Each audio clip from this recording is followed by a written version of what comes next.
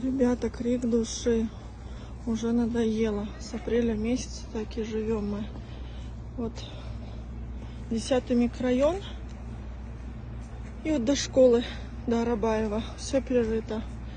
Детям сейчас в школу ходить. В обход приходится все идти. Вот. 11 часов дня. Никаких работ не ведется. Ничего нету. Вот уже апрель, май, июнь, июль. Август, уже сентябрь начался, 6-й месяц. Вообще полная тишина. Все перерыли. Все, что могли, тут сделали. И все покинули.